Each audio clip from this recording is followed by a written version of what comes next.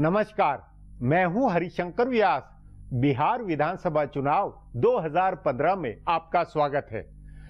बिहार में आज जो राजनीतिक माहौल है उसमें गर्म और नर्म, तेजी व नरमी, नए और पुराने के इतनी तरह के मिक्सचर काम कर रहे हैं कि समझ ही नहीं आ रहा है कि ऐसा सतरंगी मगर अनिश्चित माहौल कैसे बना हुआ है। याद करें पिछले चुनाव को, दो विरोधी धाराओं, दो समीकरणों और पुराने चेहरों का आमना सामना होता था।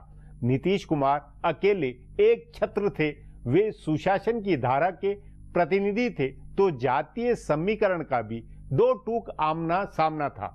उस नाते आज के राजनीतिक माहौल को बूझे तो कई अंतरधाराएं, भारी टूट फूट और अनिश्चितताओं की ढेरों बातें मिलेगी। पिछले चुनाव तक बिहार में दलित राजनीति की धारा रामविलास पासवान से शुरू होकर उन्हीं पर खत्म होती थी, लेकिन आज जीतन राम मांझी महादलित आइकॉन के तौर पर उभरे हैं।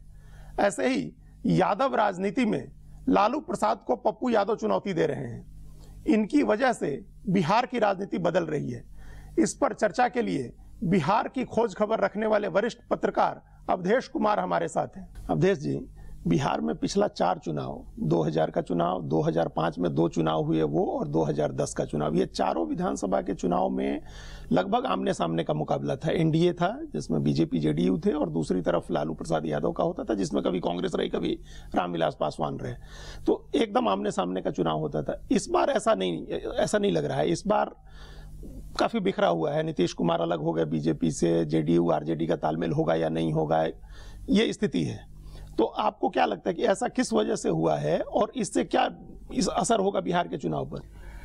अजीत जी, बिहार में ये पहली बार लंबे समय बाद है जब भाजपा विरोधी जो पक्ष है उनके बीच एकजुटता को लेकर के एक अनिश्चय और ऊहापोह की स्थिति है, जबकि उसकी अपरिहार्यता है। वह भी उस स्थिति में जबकि लगातार पिछले 6 महीने से हम लोग ये सुनते आ रहे हैं, नेताओं को साथ बैठते देख रहे हैं कि जनता दल के जो परिवार है पूरा वो एकजुट होना है वो भारतीय जनता पार्टी के विरुद्ध, और उसका पहला परीक्षण बिहार में होना है। लेकिन वहां भी जो दिख रहा है कि जो पहले साफ साफ था कि राजद और जनता दल यू दोनों एक होकर के लड़ेगा, वो नहीं हो रहा है। जहां तक इसके कारणों का प्रश्न है तो वो लगभग पूरे देश को पता है कि इसके पीछे जो कारण है उसमें मूल तो निजी अहंग है, दूसरा कि अपने दल के वर्चस्व बनाए रखने की राजनीति में वो सोच है, तीसरा जो नेताओं के बीच के अपने जो द्वंद्व रहे हैं लंबे समय के वो बिल्कुल साफ नहीं हो रहे हैं। तो ये 3 बड़े कारण इसके हमको दिखाई दे रहे हैं। ये बिखराव तो एक पक्ष का हो गया, जो आप समझ रहे हैं कि जो जनता दल यू और राष्ट्रीय जनता दल के बीच में तालमेल नहीं बन रहा है, लेकिन ये तो बिखरे हुए पहले ही से थे। बिखराव मेन हुआ था कि जेडीयू अलग होकर के चुनाव लड़ा। अब जो जेडीयू से अलग हो गए हैं जीतन राम मांझी, उन्होंने हिंदुस्तानी अवाम मोर्चा बना लिया। लालू यादव की पार्टी में से निकल करके पप्पू यादव ने एक राष्ट्रीय जन क्रांति अधिकार मोर्चा कुछ इस तरह का उन्होंने बना लिया है, वो भी अपने विधान परिषद चुनाव के लिए कैंडिडेट खड़े कर रहे हैं। तो इस बिखराव का क्या कारण है कि मतलब जीतन राम मांझी की क्या अपनी महत्वाकांक्षा, पप्पू यादव की अपनी महत्वाकांक्षा, जनता परिवार के दोनों क्षत्रपों की अपनी महत्वाकांक्षा, इसका क्या कारण आपको दिखा? अगर पप्पू यादव राजद में बने रहते हैं तो पप्पू यादव के जिस ढंग से लोकप्रियता बढ़ रही है वो अपनी ताकत दिखा रहे हैं, उसमें चूंकि लालू यादव जी पर इस समय मुकदमे हैं, वो स्वयं राजनीति में उस ढंग की भूमिका नहीं निभा सकते हैं जो एक मुकदमा से फ्री व्यक्ति निभा सकता है। तो उसमें जो अनमन थी उसमें पप्पू यादव का अलग जाना ही था और लगातार बोल रहे थे। लेकिन मूल जो लड़ाई है, अगर आप काशी के उस 2-3 जिलों के बेल्ट को छोड़ दें, जो सीमा कोशी का क्षेत्र है उसको छोड़ दे, तो अगर राष्ट्रीय जनता दल और जनता दल यू दोनों में एकता होती है तो एक बड़ी ताकत ये बनेगी। एक जहां तक मांझी का सवाल है, देखिए बिहार में पिछड़ों के नेता तो बहुत हो गए, दलित नेता जरूर हुए, लेकिन दलितों का कोई एक नेता पहली बार उभरा है। लेकिन वो नीतीश कुमार के साथ उनका जाने की कोई संभावना नहीं हो सकती है, ये तो सोचा भी नहीं जा सकता है। लालू यादव लाख कहेंगे लेकिन नीतीश कुमार उनको नेता मानने के लिए तो तैयार होंगे नहीं। तो ज्यादा संभावना इस बात की है कि मांझी भारतीय जनता पार्टी के साथ जाएं और भारतीय जनता पार्टी और मांझी की पार्टी और उपेंद्र कुशवाहा की पार्टी ये और रामविलास पासवान ये सब मिलकर चुनाव लड़े। नहीं तो आपको अवधेश जी, ये लग रहा है कि बीजेपी की तरफ ज्यादा कंसोलिडेशन है, उधर बिखराव नहीं है।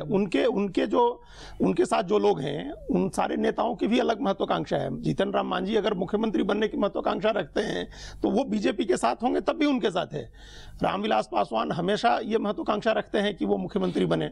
उपेंद्र कुशवाहा ने इसी महत्वाकांक्षा की वजह से नीतीश कुमार का साथ छोड़ा था कि वो मुख्यमंत्री के दावेदार अपने को मानते हैं। तो उधर फिर आप किस आधार पर देख रहे हैं कि कंसोलिडेशन होगा? वहां क्या बिखराव नहीं हो सकता? नहीं, दोनों में गुणात्मक अंतर है। एक और चुनाव के पहले इसका निर्धारण होना है, दूसरी ओर जो कुछ होना है वो चुनाव के बाद होना है। क्योंकि भारतीय जनता पार्टी की नीति स्पष्ट है कि बिहार में किसी को नेता बनाकर हमको चुनाव नहीं लड़ना है। तो महत्वाकांक्षाएं जो हैं वो चुनाव के बाद उसको लेकर के जरूर जो है रस्साकसी हो सकती है, लेकिन चुनाव के पहले मुझे संभावना नहीं दिख रही है। टिकट बंटवारे की अगर बात होगी, अगर ये सारे लोग ऐसी महत्वाकांक्षा रखते हैं तो वहां बिखराव आपको नहीं दिख रहा है कि हो सकता है? इस समय कंसोलिडेशन की जरूरत जो है वो भाजपा विरोधी पक्षों को ज्यादा है।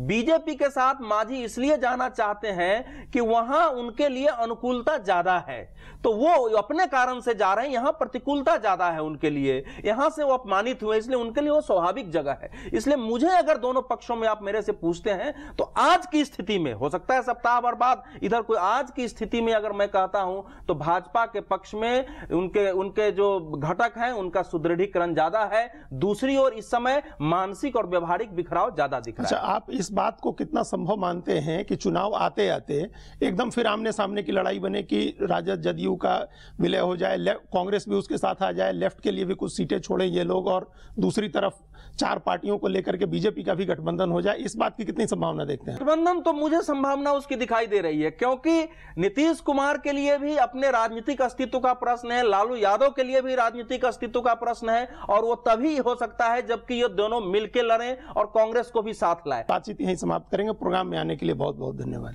हमारा प्रोग्राम अब यहीं खत्म होता है। आग्रह है कि प्रोग्राम पर अपनी राय hsvyas@nayaindia.com पर ईमेल करके बताएं या hsvyas@twitter पर जाहिर करें। अब कल फिर मिलेंगे इसी चैनल पर इसी समय।